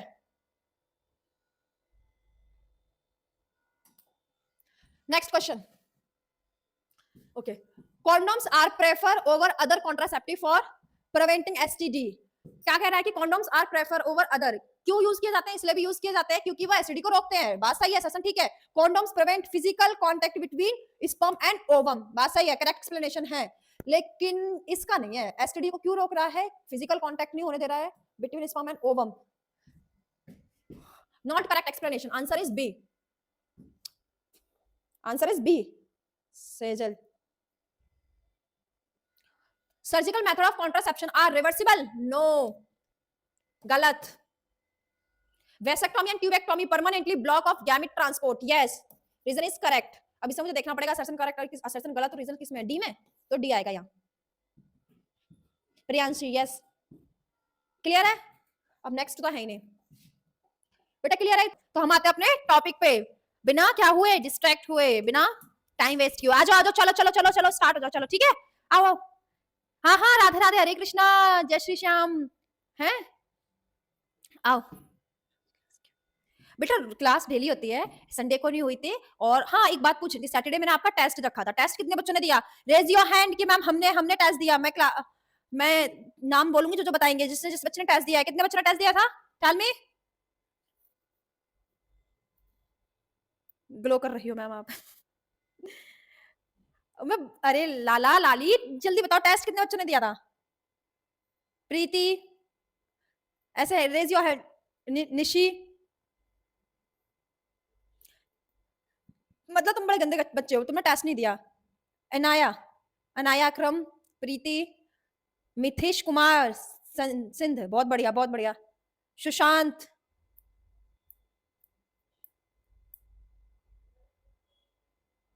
अनामिका, सिद्धार्थ, बहुत बढ़िया, चलो गुड गुड, बहुत बच्चों ने टेस्ट दिया है। गौरव,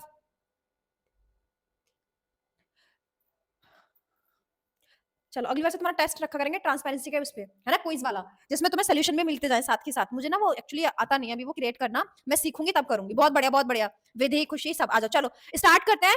टर्मिनेशन ऑफ प्रेगनेंसी, एमटीपी, क्या है? MTP, termination of pregnancy.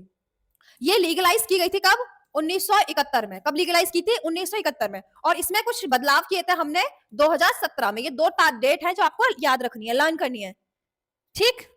आ जाओ, चलो चलो चलो स्टार्ट करते हैं। तो इंटेंशनल या वॉलेंटरी, जानबूझ के, intentionally termination of pregnancy before full term MTP, पूरा टर्म इसका MTP, induced abortion, intentionally induced abortion. MTP क्या है? Medical termination of pregnancy, but ये क्या है? इंड्यूस्ड अबॉर्शन है, हम जानबूझ के करा रहे हैं, ठीक? Why need? इसकी नीड क्या है? To get rid unwanted pregnancies. क्या होता है हमारे पास जब अनवांटेड प्रेगनेंसीज आती है तो हम उसको हटा देते हैं। कैजुअल अनप्रोटेक्टेड इंटरकोर्स, वो इंटरकोर्स जिसकी हमें नीड नहीं थी, हो गया, प्रेगनेंसी हो गई, हटा दी लोगों ने। दूसरा, कॉन्ट्रासेप्टिव फेलियर, और तीसरा रेप केस, अगर रेप हुआ किसी का और प्रेगनेंसी हो गई तो उसमें भी हम क्या कर सकते हैं, ये तीन है, तीन कंडीशन है कि कब आप एमटीपी करवा सकते हो, medical termination of pregnancy. Essential women when continuation of pregnancy is harmful और फेटल, क्या होता है कि लगातार essential when continuation of the pregnancy is harmful for foetal and mother, लगातार प्रेगनेंसी हार्मफुल होती है दोनों के लिए, मदर के लिए, बेबी के लिए भी। अब माँ क्या है कैपेबल नहीं है बेबी को मतलब बर्थ देने के लिए, माँ वीक है, कमजोर है, माँ को कोई प्रॉब्लम है, एमटीपी करा सकते हो। बेबी जो है एबनॉर्मल है, एबनॉर्मलिटीज है उसके अंदर, क्रोमोसोमल एबनॉर्मलिटीज है या जेनेटिक एबनॉर्मलिटीज है, कुछ भी है व्हाटएवर, तो हम क्या करा सकते हैं, अबॉर्शन करा सकते हैं, है ना। चलो अब क्या है हमारे पास लीगल एस्पेक्ट, द लीगलाइज्ड 1971, ठीक है 1971, तो 1971 में इसको लीगलाइज किया था गवर्नमेंट की तरफ से, strict condition to prevent misuse, इसका मिसयूज ना हो इसके लिए, है ना, ये हमने लगाया था लॉ। बच्चे क्या कह रहे हैं, दिल भेज रहे हैं, सारे दिल प्यार लव किस लिए भाई, है ना। और enacted to reduce legal abortion.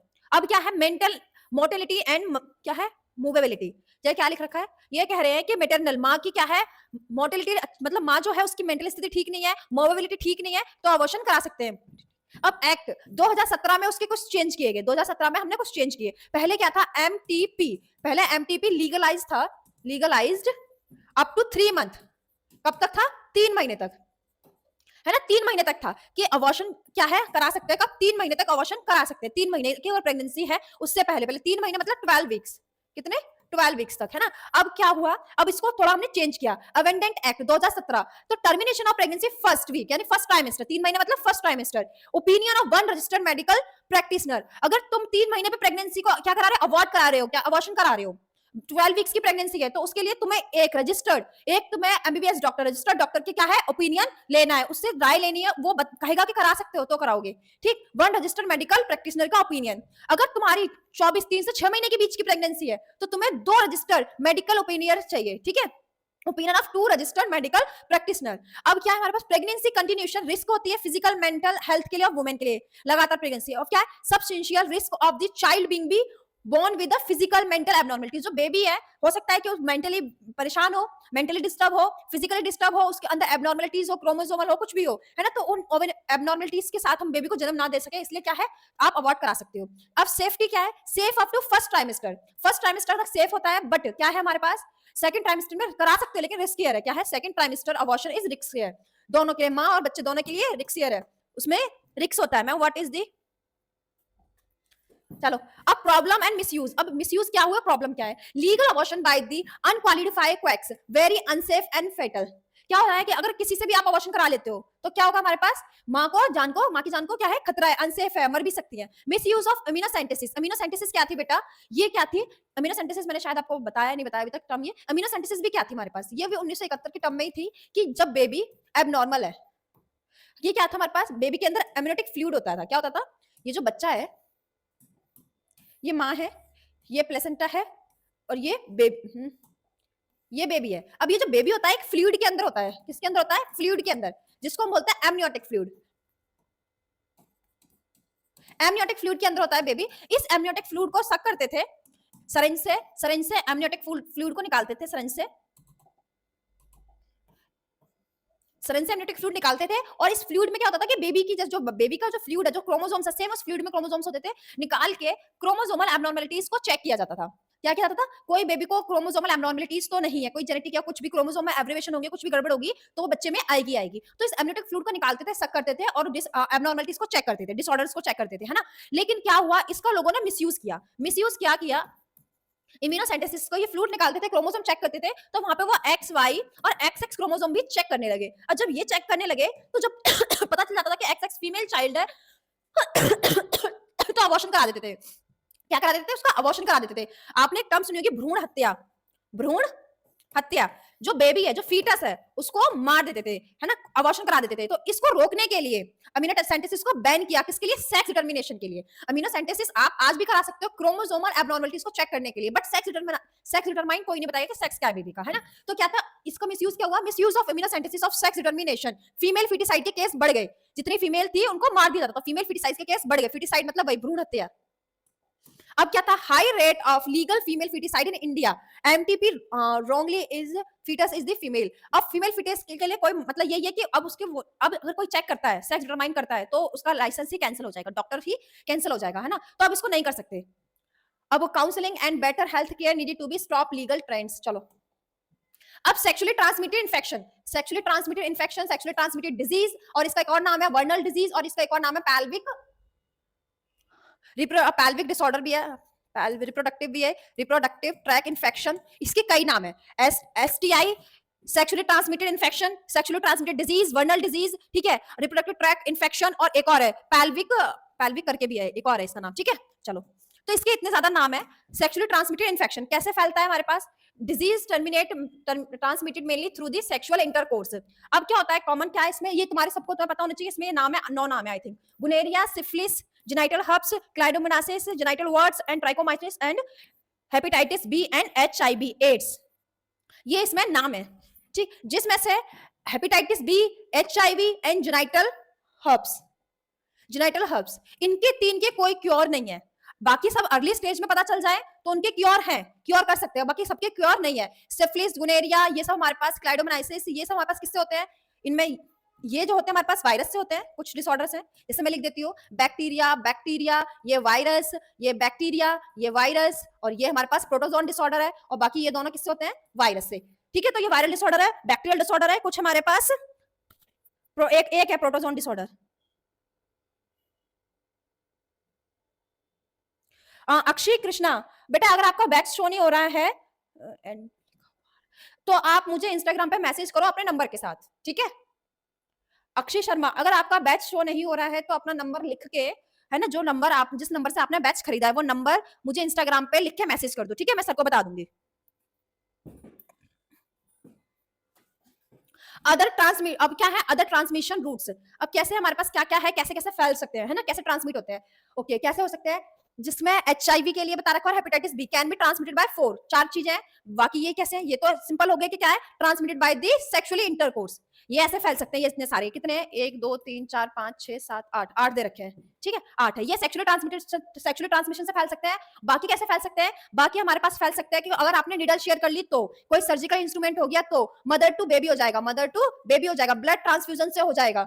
ये सारे तरीके हैं जिससे हमारे पास एड्स फैल सकता है, और HIV, दोनों HIV और हेपेटाइटिस बी, ये दोनों फैल सकते हैं। कैसे, अगर ब्लड ट्रांसफ्यूजन के थ्रू फैल सकते हैं, निडल से फैल सकते हैं, मदर टू बेबी हो जाएगा, और क्या दे रखा है, सर्जिकल इंस्ट्रूमेंट, और एक और इसकी जगह होता है, आ जाओ चलो। अब क्यूरेबिलिटी, अब except hepatitis B, genital herpes और HIV, इन 3 को छोड़ के, इन 3 का दुनिया में कोई इलाज नहीं है। इन 3 को छोड़ के बाकी जितने 8 कराए ना, 8 में इन 3 को छोड़ के बाकी के जो 5 है, उन अगर वो अर्ली स्टेज में डिटेक्ट हो जाए तो वो ठीक हो सकते हैं, लेकिन इन 3 का कोई इलाज नहीं है। Except hepatitis B, genital herpes, HIV, most STI are the curable if detected early stage. इनको छोड़ के, इन 3 को छोड़ के बाकी को हम क्योर कर सकते हैं, ठीक कर सकते हैं।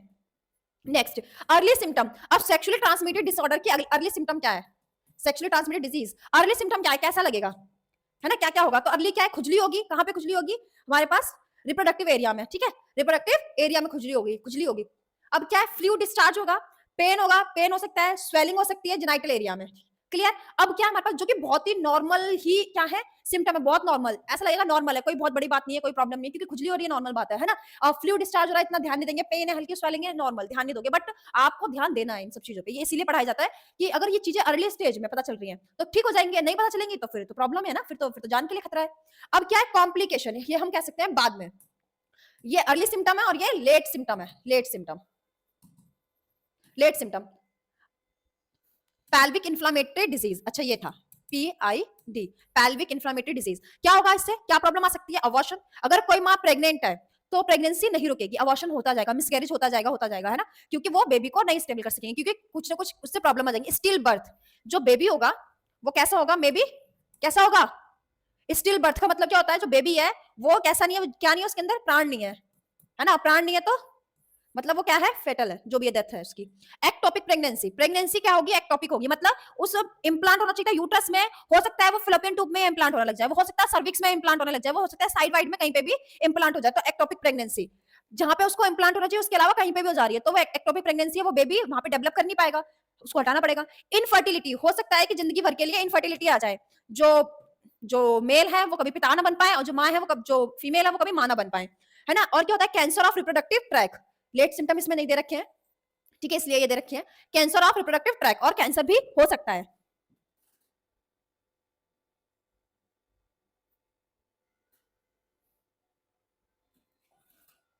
आ जाओ। अब ज्यादा जो रिस्क है, जो 15 से 24 साल के बच्चे होते हैं, 15 साल के बच्चे मतलब नादान बच्चे, 16 साल के बच्चे मतलब और नादान बेवकूफ बच्चे। क्यों? एक तो वो इमोशनली इधर उधर घूम रहे होते हैं, पागल हो रहे होते हैं, किसी से बात मतलब किसी से कुछ फ्रेंडशिप चला रहे होते हैं, कहीं मार खा रहे होते हैं, कहीं लड़ाई कर रहे होते हैं, दिमाग उनमें होता ही नहीं है, ठीक है। 15 16 17 18 20 साल तक यही रहता है। और एक रहती है जिज्ञासा, एक रहती है उत्साह, उत्सुकता, एक उत्सुकता रहती है ना, जिज्ञासा रहती है, क्यूरियोसिटी रहती है कि ये चीज ट्राई करे, ये चीज सीखे, ये चीज ट्राई करे, वो करे, ये करे, वो करे, है ना। और कुछ हार्मोन ऊपर नीचे हो रहे होते हैं। तो इस चक्कर में ना 15 साल से लेकर 24 साल इनके, ये क्या है हमारे पास रिस्क, ये एक जो कहते हैं ना हाई रिस्क ग्रुप है, एज है ना, ये 15 से 24 साल। इसमें क्या होता है, लोग इसमें ज्यादातर लोगों को ये इन्फेक्शन हो जाते हैं, क्योंकि वो उनमें इतना ध्यान देते नहीं है, इधर उधर जाके वो कुछ ना कुछ कर लेते हैं, तो ये ज्यादा रिस्कियर एज है, ठीक है, इनमें ज्यादा प्रॉब्लम होती है। चलो आ जाओ। अब क्या है प्रिवेंशन, प्रिवेंशन क्या है, अवॉइड अननोन या मल्टीपल पार्टनर से इंटरकोर्स करना अवॉइड करें, ठीक है, यहाँ पे पूरा लिखा है नहीं, अवॉइड अननोन मल्टीपल पार्टनर्स, हाँ ठीक है, ओके। यूज कॉन्डोम, कॉन्डोम का यूज कर सकते हैं। Seek early qualified treatment if doubt, अगर तुम्हें कुछ भी लगता है, थोड़ा भी डाउट लगता है, कुछ फील होता है, तो तुरंत क्या करें, डॉक्टर को दिखाएं, डॉक्टर के पास जाएं। इनफर्टिलिटी, इनफर्टिलिटी क्या है बेटा, अगर 2 साल तक जो क्या है हस्बैंड वाइफ है, क्या है हस्बैंड वाइफ, अगर वो 2 साल तक विदाउट कोई किसी प्रोटेक्शन के इंटरकोर्स कर रहे हैं, और वो मतलब प्रेगनेंसी कंसीव नहीं कर पा रहे हैं, है ना, बेबी नहीं हो पा रहा है, तो वो किस में जाते हैं, वो कपल जाते हैं इनफर्टिलिटी ग्रुप में, किस में जाते हैं, infertility. Inability of couple to produce children despite normal sexual cohabitation, अगर 2 साल तक वो आपस में है, रिलेशन कर रहे बना रहे हैं और बेबी नहीं हो रहा है, तो वो किस में जाते हैं, इनफर्टिलिटी में आ जाते हैं। अब क्या हो सकता है, इसका कारण क्या हो सकता है, फिजिकल कोजेनाइटल डिजीज हो सकती है, ड्रग्स हो सकते हैं, हो सकता है फिजिकल कोई प्रॉब्लम हो, है ना, मेल को कोई प्रॉब्लम हो, स्पर्म काउंट प्रॉपर ना हो, स्पर्म की शेप मोटिलिटी साइज प्रॉपर ना हो, है ना। फीमेल में प्रॉब्लम आ सकती है, फीमेल में फेलोपियन ट्यूब्स जो है ब्लॉक हो सकती है ना, यूट्रस जो सूटेबल ना हो, कोई गांठ हो, कोई सिस्ट हो, है ना। दूसरा कोजेनाइटल, कोई मेंटल डिसऑर्डर हो, कोई डिजीज हो, ड्रग्स हो, कोई ड्रग्स लेता हो, अल्कोहल लेता हो, वो भी इन सबके कारण है। इम्यूनोलॉजिकली, साइकोलॉजिकली, है ना। यूजुअली फीमेल ब्लेम्ड, ज्यादातर फीमेल पे क्या होता है, फीमेल पे ब्लेम जाता है कि भाई बच्चे नहीं कर पा रही, बट क्या है, ऑफन मेल इज रिस्पॉन्सिबल, क्या हो सकता है कि मेल भी, और ज्यादातर क्या है, मेल भी रिस्पॉन्सिबल हो सकता है, often male is responsible, male भी हो सकता है। क्यों? क्योंकि स्पर्म काउंट प्रॉपर नहीं होगा तो बेबी नहीं होगा, लो स्पर्म काउंट है ना, उसकी जो स्पर्म्स है उसकी शेप एंड साइज प्रॉपर नहीं है तो नहीं होगा, बात समझ आ रही है। उसकी मोटिलिटी ठीक नहीं है तो भी नहीं हो पाएगा, क्योंकि वो जो स्पर्म है वो फेलोपियन ट्यूब तक पहुंचेगा नहीं, तो फर्टिलाइजेशन कहां होगा, नहीं होगा, है ना। अब ये क्या ट्रीटमेंट हेल्प लेते हैं, इनफर्टिलिटी क्लिनिक्स हैं, डायग्नोस्टिक है, करेक्शन है, वो बताते हैं। व्हेन करेक्शन नॉट पॉसिबल, और जब करेक्शन पॉसिबल नहीं है कि कुछ नहीं कर सकते हैं, है ना, कुछ ऐसी चीजें हैं कि वो ठीक ही नहीं हो सकती है, तो क्या कर सकते हैं हम, art assisted reproductive technology, art assisted reproductive technology, इसका उपयोग कर सकते हैं, जिसके अंतर्गत आता है टेस्ट ट्यूब बेबी, क्या आता है, test tube baby. In vivo fertilization आता है, एक आता है in vitro fertilization, in vitro fertilization, और एक आता है in vivo, in vitro in vivo fertilization, दो आते हैं आर्ट के अंदर। आ जाओ।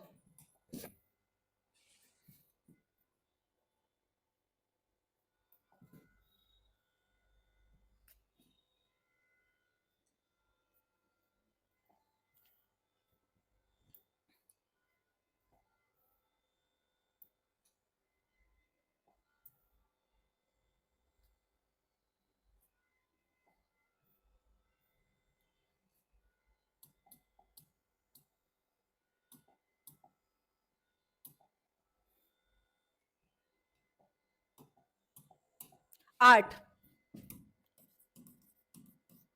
असिस्टेड रिप्रोडक्टिव टेक्नोलॉजी, अब इसके अंदर दो आते हैं, इन विट्रो फर्टिलाइजेशन, फर्टिलाइजेशन, और एक आता है इसके अंदर इन विवो फर्टिलाइजेशन,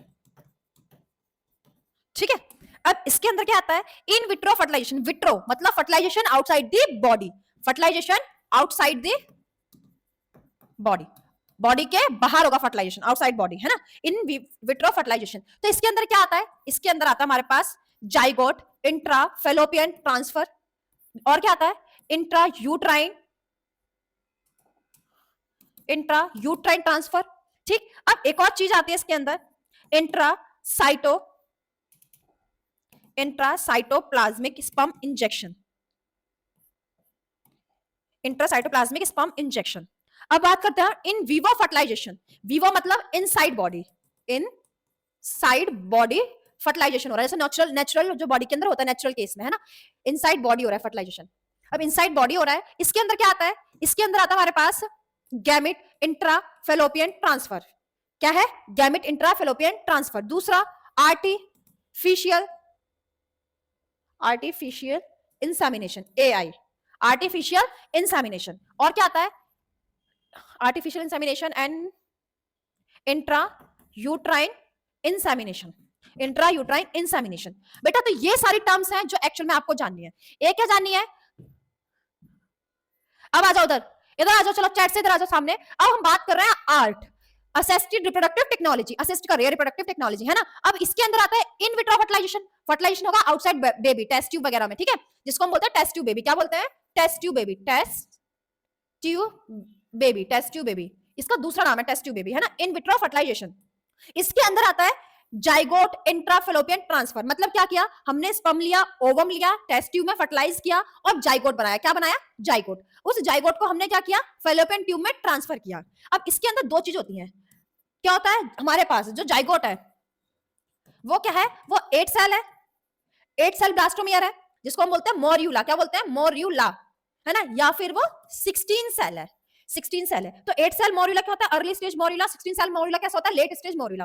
अगर वो 8 सेल है तो इसको हम क्या करेंगे, फेलोपियन ट्यूब में ट्रांसफर करेंगे। क्या करेंगे, फेलोपियन ट्यूब में, फेलोपियन ट्यूब में ट्रांसफर करेंगे। ठीक, इसको हम बोलते हैं zygote intrafallopian transfer. 8 cell zygote को, 8 सेल मोर्यूला को जब हम फेलोपियन ट्यूब में ट्रांसफर करते हैं तो उसको बोलते हैं इंट्राफेलोपियन ट्रांसफर। और उसके बाद ये 16 सेल है ना, और ब्लास्टोसिस्ट बन के यूट्रस में आता है, यूट्रस में इंप्लांट हो जाता है। अब है intra uterine transfer. Intra uterine transfer, uterine मतलब यूट्रस में। अब हम क्या कर रहे हैं, यूट्रस में ट्रांसफर कर रहे हैं डायरेक्ट। तो थोड़ा सा हम बढ़ा लेंगे मोर्यूला, है ना, जाइगोट थोड़ा सा बढ़ा लेंगे। 8, अगर वो 8 सेल स्टेज है तो कहां जा रहा है, फेलोपियन ट्यूब में। अगर वो 16 सेल स्टेज है तो कहां, यूट्रस में। तो हम कहां उसको करेंगे इंप्लांट, यूट्रस में। कहां करेंगे ट्रांसफर, यूट्रस में, intra uterine transfer.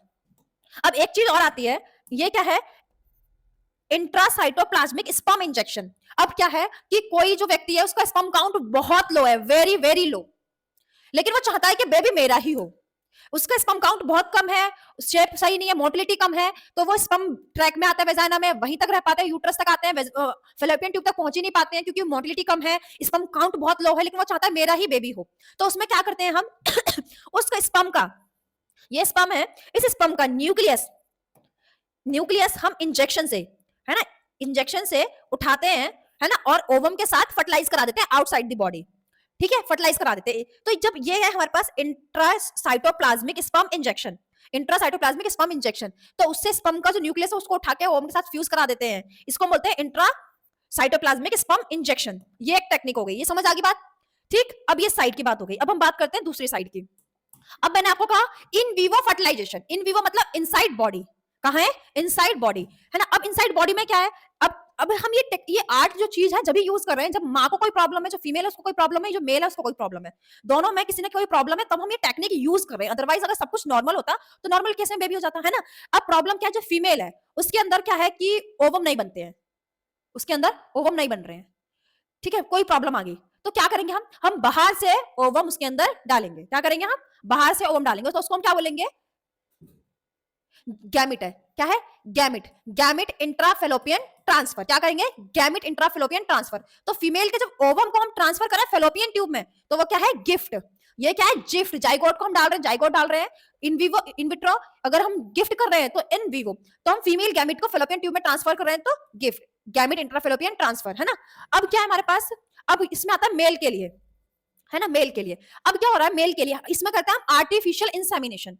Artificial insemination, कि जो हमने क्या हुआ, डोनर है, कोई हस्बैंड है, उसका स्पर्म काउंट नहीं है, कोई प्रॉब्लम है, तो डोनर से हम क्या ले रहे हैं, उसके गैमिट ले रहे हैं। एक्चुअल में इन विवो फर्टिलाइजेशन में हम क्या करते हैं, गैमिट ही ट्रांसफर करते हैं। क्या करते हैं, गैमिट ही ट्रांसफर करते हैं, चाहे वो फीमेल हो चाहे मेल हो, है ना। अब क्या है कि हम डोनर से उसका सीमन ले रहे हैं और वेजाइना में डाल दे रहे हैं, तो इसको हम बोल रहे हैं आर्टिफिशियल इंसेमिनेशन, इंसेमिनेट हो रहा है आर्टिफिशियल इंसेमिनेशन। वेजाइना में जाएंगे, वेजाइना से सर्विक्स से यूट्रस में, यूट्रस से फेलोपियन ट्यूब में चले जाएंगे, है ना। अब क्या है कि वो जो स्पर्म है वो लो काउंट है उनका, या मोटिलिटी थोड़ी कम है ना, वो डोनर हो सकता है, कोई हस्बैंड भी हो सकता है, मोटिलिटी कम है, तो हम उस स्पर्म को, सीमन को उठा के यूट्रस में डाल देंगे। तो intra uterine insemination, intra uterine insemination, uterus में डाल रहे थे, इंट्रा यूट्राइन इंसेमिनेशन। तो ये वो वाली बात हो गई। अब तुम्हारे सामने दो टर्म है, एक तो ये इंट्रा यूट्राइन ट्रांसफर, ये जाइगोट ट्रांसफर हो रहा है, लोग कंफ्यूज होते हैं, और एक ये है इंट्रा यूट्राइन इंसेमिनेशन। तो ये दोनों चीजों में डिफरेंस क्लियर रहना चाहिए आपका, ठीक है। क्लियर है, क्लियर है बेटा।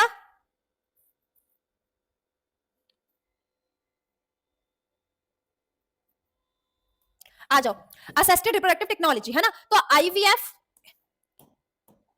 IVF in vitro fertilization plus ET, क्या है ये, एम्ब्रियो ट्रांसफर। क्या है, एम्ब्रियो ट्रांसफर। ये क्या कर रहे हैं हम इसके अंदर, इन विट्रो फर्टिलाइजेशन, टेस्टिंग में फर्टिलाइज करते हैं और क्या करते हैं, एम्ब्रियो बनाते हैं, एम्ब्रियो को ट्रांसफर करते हैं, ईटी एम्ब्रियो ट्रांसफर। तो क्या है इसके अंदर, ओ राम, हम स्पर्म को हम फर्टिलाइज करते हैं, एम्ब्रियो ट्रांसफर करते हैं। अगर 8 सेल ब्लास्टोमियर है तो फेलोपियन ट्यूब में ट्रांसफर करेंगे, जिसको बोलेंगे जिफ्ट।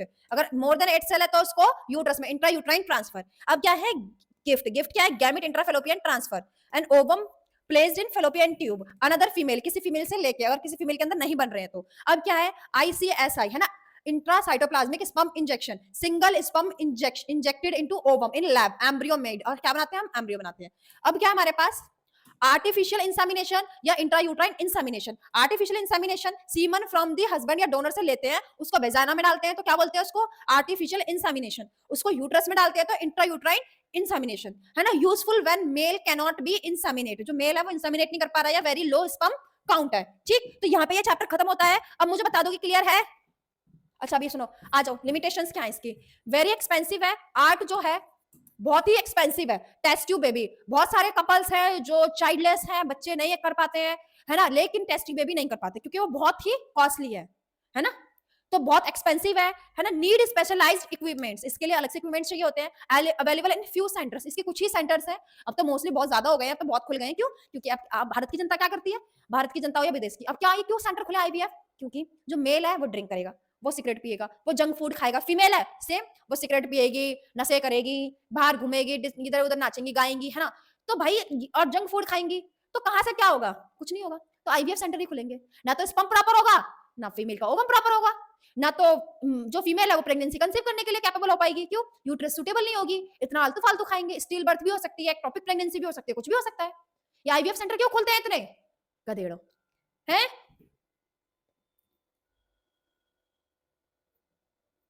खान पान अच्छा होता है तो शरीर अच्छा होता है, बॉडी अच्छी होती है, और बेबी भी हेल्दी होता है। और उल्टा सीधा खाओगे, बच्चा भी ऐसी ही मानसिक स्थिति के साथ होगा। सी आंसर क्या है, सी स्टरलाइजेशन। ठीक है बेटा, तो चैप्टर यही खत्म होता है with question practice, with question practice. ठीक है, अब हम कल से स्टार्ट करेंगे प्रिंसिपल बेसिस ऑफ इनहेरिटेंस। आ जाओ, emotional, religious and social issues भी लिमिट इश्यूज है।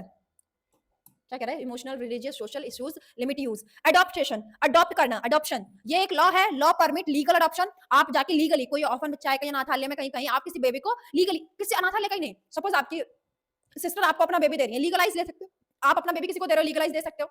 ठीक है, तो law permit legal adoption. Best opinion for many couples, ये बहुत अच्छा ओपिनियन है लोगों के लिए। बेटा मैं बहुत ब्लर आ रही हूँ क्या, बहुत ब्लर आ रही हूँ क्या, मुझे कमेंट में बताओ एक बार, मैं यहाँ पे बहुत ब्लर दिख रही हूँ। आ जाओ, कुछ क्वेश्चंस हैं, है ना।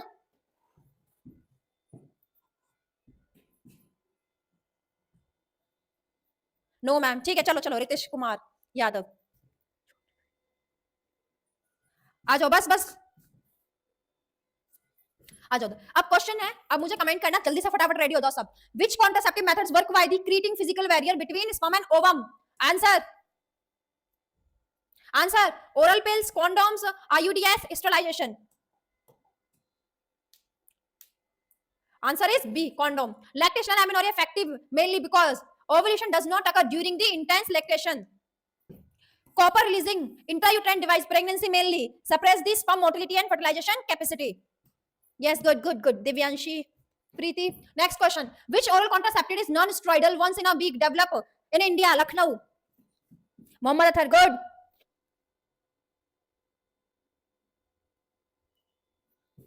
इसका आंसर दो इसका.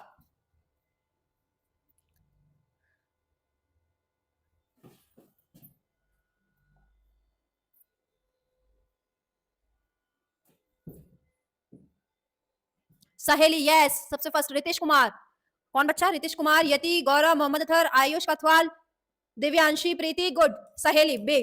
प्रोजेस्टेरोन ओनली या combination hormone preparation can be used as a long term. किसके लिए? कॉन्डोम है, implant, diaphragm, spermicidal cream.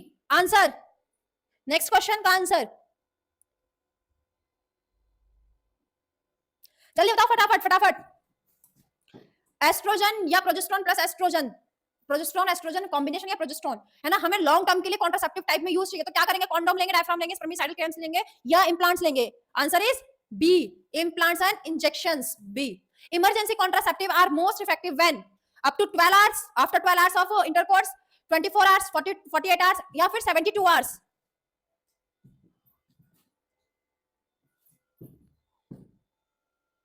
D, Ritish Kumar, good. Answer is G. Emergency contraceptive methods कब काम करते हैं? जब आप 72 घंटे के अंदर अंदर कोई भी इंट्रायूट्राइन डिवाइस ले लेते हो या फिर आप मतलब पिल्स ले लेते हो, जो भी है ना, 72 घंटे के अंदर अंदर अगर आप कर लेते हो, है ना, तो वो इमरजेंसी कॉन्ट्रासेप्टिव की तरह काम करती है. चलो, डी ऑप्शन. ओके, एक लास्ट क्वेश्चन है. Which contraceptive method is considered as a permanent with a poor reversibility? कौन सा? Oral pills, IUDs, sterilisation, condoms?